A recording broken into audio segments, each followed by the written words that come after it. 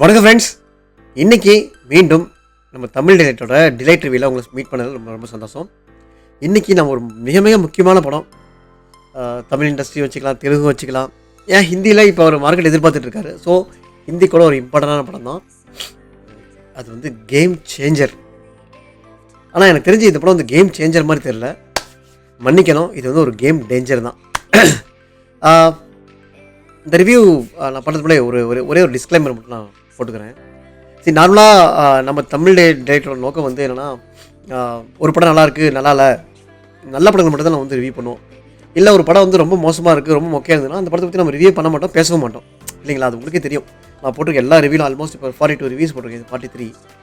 So எல்லா ரிவ்யூமே எதுவுமே வந்து நெகட்டிவ் ரிவ்யூ கிடையாது, எல்லாமே பாசிட்டிவ் ரிவ்யூ தான். ஒரே ஒரு ரிவ்யூ தவிர, ரத்தனம் சொல்லிட்டு ஒரு படம், அந்த படத்துக்கு நான் வந்து நெகட்டிவ் ரிவ்யூ கொடுத்துருந்தோம். ஸோ அது என்ன ரீசனாக கொடுத்தாலும் உங்களுக்கு நான் ஆல்ரெடி எக்ஸ்பிளைன் பண்ணியிருக்கேன். உங்களுக்கு என்ன அந்த ரத்தனம் படத்தோட லிங்க்கும் அட்டாச் பண்ணியிருக்கேன், நீங்கள் பாருங்கள். ஏன்னா அது வந்து அவர் ரொம்ப எக்ஸ்பெக்டேஷனோடு வந்துச்சு. டைரக்டர் ஹரிக்கும் விஷாலுக்கும் ஒரு மார்க்கெட்டுன்னு இல்லை, ரெண்டு பேர்த்துமே நம்பிக்கை இருக்குது மக்களுக்கு. ஏன்னா கண்டினியூஸாக அவங்க வந்து படங்கள் தாமிரபரணி, பூஜைன்னு சொல்லிட்டு ஒரு அவரேஜ் ஒரு ஹிட்ஸ் கொடுத்த ஆளுங்க தான் ரெண்டு பேருமே. அப்படி ஒரு கூட்டணி ஒரு மிக மோசமான ஒரு ஸ்க்ரீன் பிளே, மிக மோசமான ஒரு ஃபெயிலியர் கொடுக்குறப்ப நம்ம கண்டிப்பாக அதை பற்றி பேசி தானே ஆகணும். ஸோ அதனால் நம்ம அந்த படத்தை பற்றி கழுவி ஊற்றிருந்தோம். ஸோ அதுக்கப்புறம் நான் எந்த படத்தையும் வந்து நான் விமர்சித்து நெகட்டிவாக பேசி நான் எதுவும் போடல. இப்போ இந்த படம் சொல்லப்போனால் நெகட்டிவ்னு இல்லை, ரொம்ப ரொம்ப நெகட்டிவான ஒரு படம். எனக்கு வந்து டைரக்டர் ஷங்கர்னா எனக்கு வந்து அவ்வளோ பிடிக்கும். சரி, இந்தியன் 2 உங்களுக்கு ஞாபகம் தெரியும், இந்தியன் 2 படம் வந்து மேக்ஸிமம் வந்து நெகட்டிவ் ரிவ்யூஸ் தான் வந்து எல்லா இடத்துலையும் வந்து ஸ்ப்ரெட் ஆகிட்டு இருந்தது, சரிங்களா? கரெக்டுங்களா? ஆனால் இப்போ நம்ம தமிழ் டைரக்டரோட இந்தியன் 2 ரிவ்யூ நான் அட்டாச் பண்ணியிருக்கேன் டவுனில். ஸோ டிஸ்கிரிப்ஷன் ஆட் பண்ணியிருக்கேன், நீங்கள் அதனால் அதெல்லாம் செக் பண்ணி பாருங்கள். அந்த படத்துக்கே நான் பாசிட்டிவாக தான் கொடுத்தேன், ஓகேங்களா? ஏன்னா டைரக்டர் ஷங்கரோட ஐடியாலஜி வந்து யாருக்குமே வராது. அவரோட மேக்கிங் சென்ஸோ இல்லை அவரோட ஒரு தாட் ப்ராசஸோ யாருக்குமே வராது. அதில் எப்பயுமே அதில் ஒரு அந்த கருத்தில் வந்து நான் எப்பயும் ஒரு பிலீவ், அந்த பிலீவில் எனக்கு எப்பயுமே ஒரு உடன்பாடு இருக்குது. அட் த சேம் டைம் அவர் மாதிரி ஒரு ஐடியாலஜி, அவரோட ஒரு தாட் ப்ராசஸ், அவர் மாதிரி ஒரு திங்ஸ் யாருக்குமே வராது அப்படிங்கிறது தான் என்னோட நிலைப்பாடு. இருக்காங்க, அவர் பெரிய டேரக்டர்ஸ் இருக்காங்க, நான் சொல்லி தமிழில் ஹீ வாஸ் பியாண்ட் இட். ஏன் ஈவன் அவெஞ்சர்ஸ் படத்தோட டைரக்டரே வந்து நான் இந்த படம் எடுக்க இந்த படத்தை ஒரு சில சீன்ஸ் எடுக்க உந்துதலாக இருந்தே வந்து ரோபோ படத்தோட ஒரு சில ஸ்க்ரீன் பிளே மேக்கிங் தான். அதை பார்த்து தான் வந்து அந்த மேக்கிங் பார்த்து தான் வந்து நான் வந்து என்ன சொல்கிறது, நான் அவெஞ்சர்ஸோட ஒரு சில சீன்ஸ்லாம் எடுத்திருந்தேன் அப்படின்னு சொன்னார். ஸோ அந்தளவுக்கு வந்து மிகப்பெரிய ஆள் சங்கர். ஸோ அவரோட படங்கள் வந்து ஒவ்வொரு படத்துக்கு மேலேயும் நம்ம வந்து அதிக எக்ஸ்பெக்டேஷன்ஸ் இருக்குது, அதிக ஒரு நம்பிக்கை இருக்கு இல்லையா?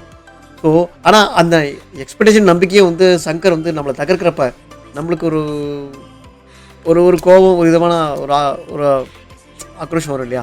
ஸோ அதோட நிலைப்பாடு தான் இந்த வெளிப்பாடு தான் இந்த ரிவ்யூ. ஏன்னா டைரக்டர் சங்கர் மேலே அவ்வளோ நம்பிக்கை இருக்குது, நல்லா பண்ணுற ஆள் தான். இப்போ ஃபார் எக்ஸாம்பிள் இந்த படத்தில் வந்து ஒரு 4 பாட்டுக்கு வந்து 75 crores செலவு பண்ணிக்கிறாங்க. நான் என்ன சொல்கிறேன், மீன் 75 crores இல்லை, சொல்லப்போனால் ஒரு 90 crores செலவு பண்ணிட்டோம். ஆனால் 4 பாட்டுமே அவ்வளோ தரமாக இருந்துச்சு. அதுலேயும் ஒரு பாட்டு கட்டு, ஓகே, அதுலேயும் ஒரு பாட்டு வந்து கட் பண்ணிட்டாங்க. ஸோ இதில் வந்து நீங்கள் பண்ணுறப்ப என்ன தான் இப்படி பண்ணியிருந்தாலும் 4 பாட்டோட மேக்கிங் வந்து ரொம்ப தரங்க, அவ்வளோ சூப்பராக இருந்துச்சு. நீங்கள் வீடியோ விஷுவல்ஸாக இருக்கட்டும், மியூசிக்ஸாக இருக்கட்டும், எல்லாமே அவ்வளோ சூப்பராக இருந்துச்சு. ஈவன் இன்க்ளூடிங் தி டான்ஸ் கொரியோகிராஃபிங்கோட சேர்த்து அவ்வளோ சூப்பராக இருந்துச்சு. பட் எனக்கு என்னன்னா, டைரக்டர் ஷங்கர் பாட்டு, அதாவது சாங்ஸ் மேக்கிங்கில் இருந்த கான்சன்ட்ரேஷனை ஸ்க்ரீன் பிளே கொடுத்துருந்தாருன்னா, ஏன்னா எப்படி கதை வந்து அவரது இல்லை, கதை தட்டுப்பாடு இருக்குது, அவர் கதை டக்குன்னு கேப்சர் பண்ண முடியலைங்கிறது தான் டைரக்டர் கார்த்திக் சுப்ராஜிலேருந்து ஒரு ஸ்டோரி வாங்கினார்.